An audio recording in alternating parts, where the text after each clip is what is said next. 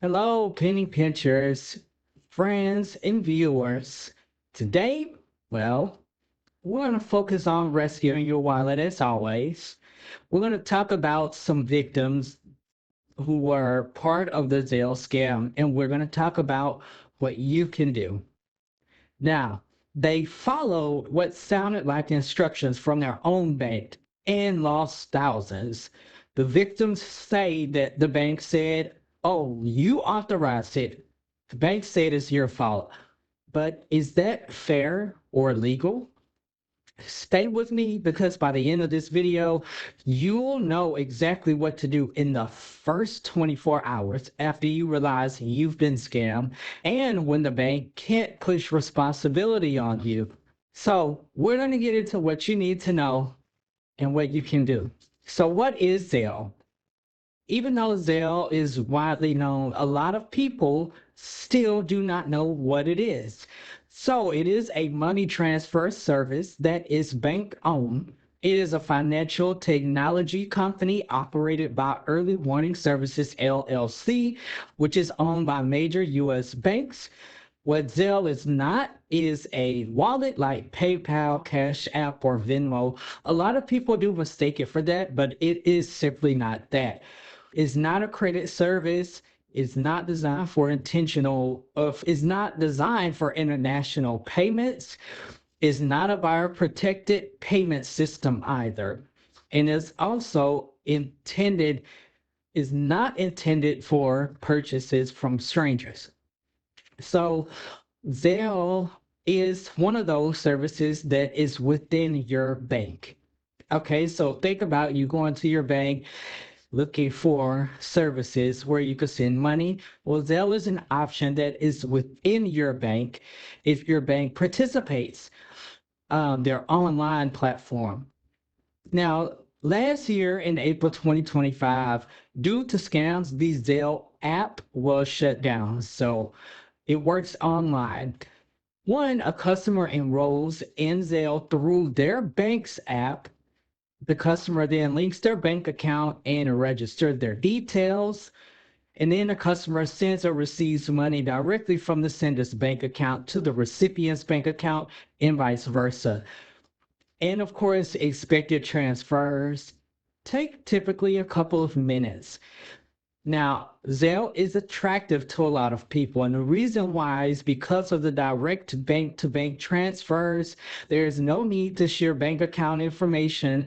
Is near instant payments like right away. There's no fees for customers. US only. Pay friends or family. You can split rent or utility bills, also reimbursing someone for shared expenses, and also pay trusted individuals. Now, Zelle can also be risky. Payments authorized by the customer are not refundable. No buyer protection. Scammers often exploit Zelle by impersonation of banks, sellers, or contacts. Banks do warn customers to only send money to people they know and trust personally. However, even if you still send money to somebody that you know or trust, it is non refundable. Limited recovery options, account linking risk.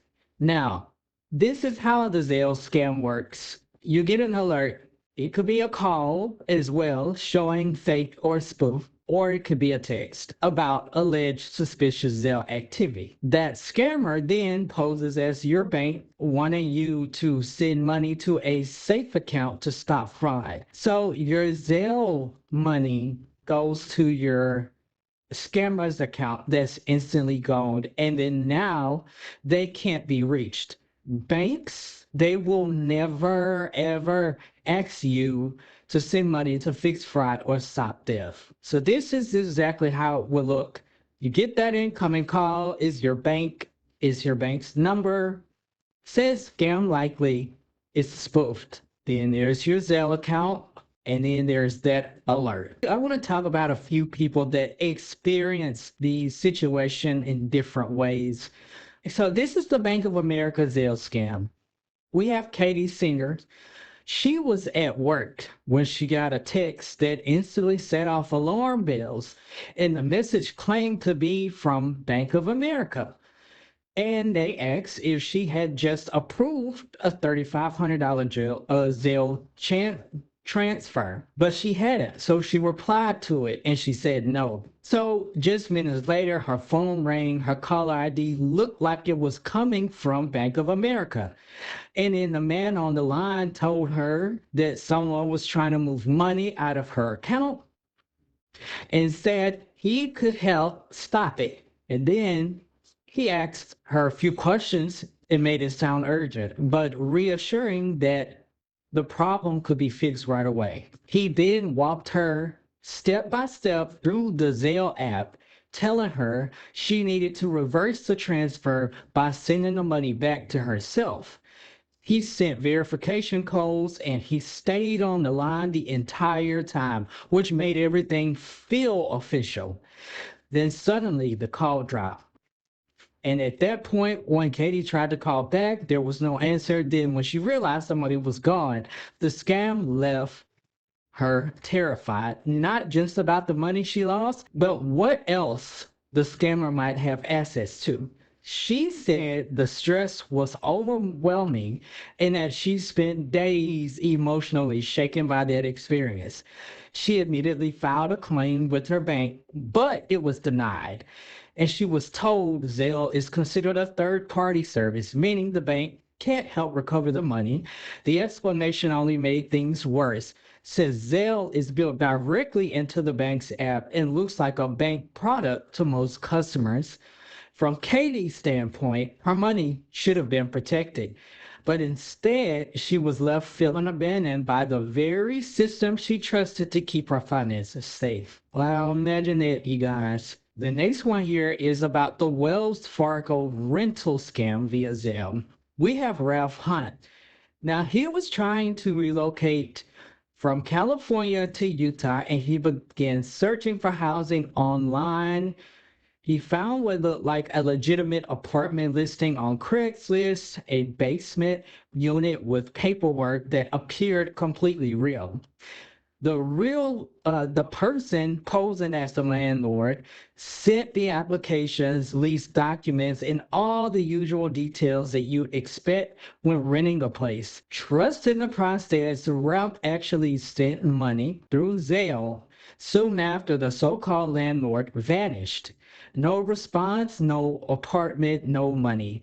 Now, at first, Ralph heard nothing from either Wells Fargo or Zelle. Weeks had passed with no updates, and he assumed the $1,100 he sent was gone for good. What shocked him most was realizing that using Zelle through his bank didn't offer protection he thought it did. He believed the FDIC insurance would apply, but that wasn't the case. When he contacted both Wells Fargo and Zelle, he was told the same thing. Because he personally authorized the payment, they wouldn't refund it. The bank concluded that he was responsible for sending the money, and Zelle said there was nothing they could do. Months later, there was a small breakthrough. After additional review, new evidence supported Ralph's claim, and that transaction was fraudulent. And in the end, he received most of his money back, nearly $900, though it was not the full amount. Yikes. Now, this one is about the imposter calls plus fraud alert trick. We have Rachel Adler. She truly believed the person on the phone was from Bank of America.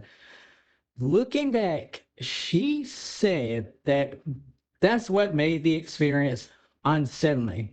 The man sounded professional, calm, and reassuring, exactly how you'd expect a bank employee to sound. It started with a text asking if she had made a $432 purchase at Walmart in Texas. She hadn't. So she replied, no. Almost immediately, her phone rang. The caller identified himself as part of Bank of America's fraud department. He told her that someone was using Zelle to pull money out of her account and began listing off transactions. First, $2,000, then another $1,500. Each time, Rachel said she hadn't authorized them. The caller warned her that she needed to act fast to protect her money, and he instructed her to open the Zelle app and send the funds back to herself to stop the fraud. She trusted him. She followed every step, not realizing she was actually transferring her money directly to scammers. Then came to the most deceptive part of the scheme. The caller warned her that she would soon receive a fraud alert from Bank of America, but told her to ignore them, claiming everything was already being handled during the call. Moments later, real fraud warning text appeared on her phone. She did exactly what the guy had predicted. When she received those texts, it convinced her further that the call was legitimate. So when another message won her again and asked if she had wanted to continue, she said yes. By the time the call ended, 5,500 was gone. She later described her loss as shocking and overwhelming.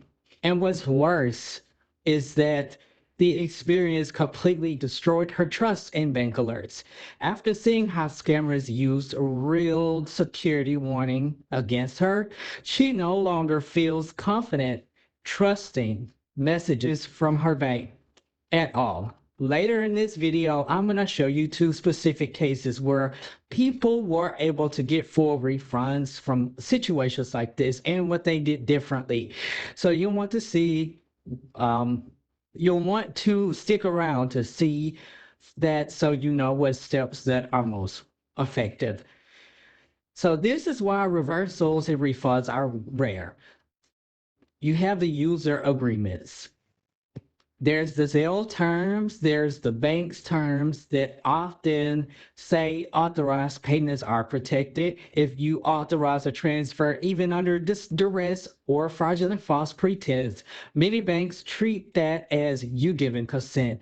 And then there's the regulation E and the Electronic Funds Transfer Act, or EFTA. There is debate about how Reg E applies. Some experts argue that when someone is misled by a scammer to authorize a transfer, induce fraud, that should trigger protection under Reg E, right?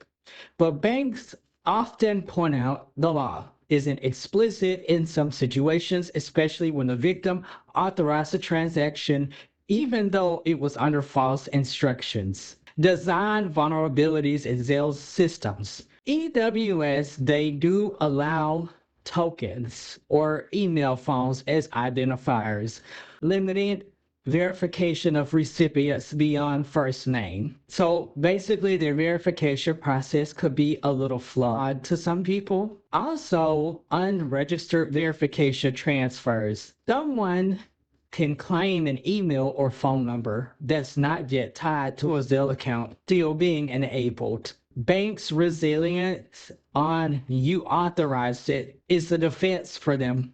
So because many of these frauds involved impersonation, plus asking the victim to transfer themselves, banks claim that the customer authorized the payment, and that gives them a reason to deny reimbursement. But your first 24 hours, this is the most important practical part.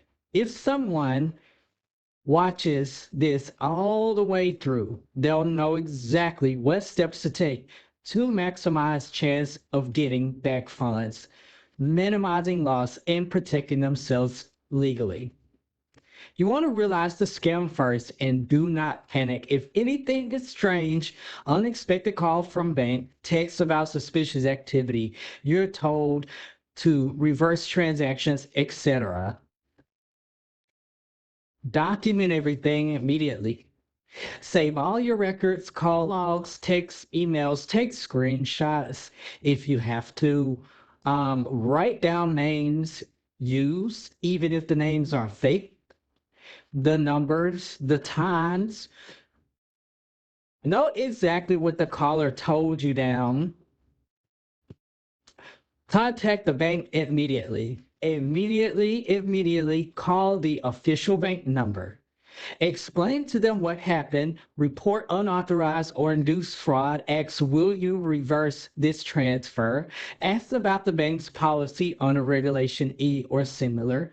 4, file a complaint with regulators, law enforcement, your state attorney general's office as well. You can do it with the CFPB, local police if appropriate, and also notify your bank's fraud unit. If needed, freeze your account, update your password and information.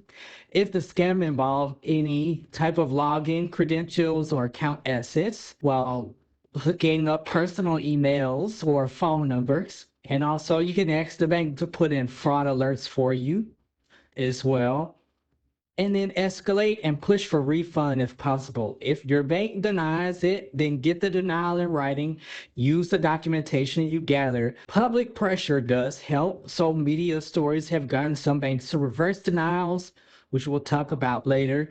And you can use the law, reference Regulation E or local state law if your state has protections. Always document. So, 2 successful cases. Case A, it's Claudia Rivera. She was a Bank of America customer. She was hit with the imposter call plus fraud alert trick. She immediately reported the scam. She refused to quietly accept the initial denial, which she did get. Her case became publicly visible through media attention, and the media coverage appeared to have influenced the bank's decision. Case B is Letitia James. She's a New York Attorney General. $1 billion in fraudulent losses occurred. State level action happened after a federal drop off. Strong legal actions, allegations had backed her by investigation. And then there's public encouragement for victims to step forward. And then the media and public pressure. So, in the end, these are essential tips that you can use right away to prevent being scammed out of your money. And if you follow these 5 tips, you will be good to go. You need to know what banks never do. Legitimate banks or bank fraud departments, they will not call you and tell you use Zelle or any payment method to move money to safety. They will never ask you to send money to yourself through Zelle as a step to reverse fraud. They will not ask you to ignore alerts, texts, or warnings from them. 2, be skeptical of unsolicited calls or texts. Spoof numbers are very common. Caller ID can be faked. Hang up immediately. Call back via the official number from your statements or bank websites. 3 is slow down. Do not rush. Urgency is the scammer's main tool. If someone pressures you to act immediately, you need to pause and verify. 4, use more secure payment methods. For example, credit cards. Credit cards have better fraud protections when buying goods or services. Wire transfer only if you are sure. If using apps like Zelle, use them only for people you trust and only use small amounts. Secure and protect your contact information. Keep your phone number and email secure. Use strong passwords. Change them if you suspect a breach. Monitor your bank statements regularly so strange activity is caught early. That is step 5. It should have been combined there, but you get it. So just in a recap, these scams are getting more sophisticated.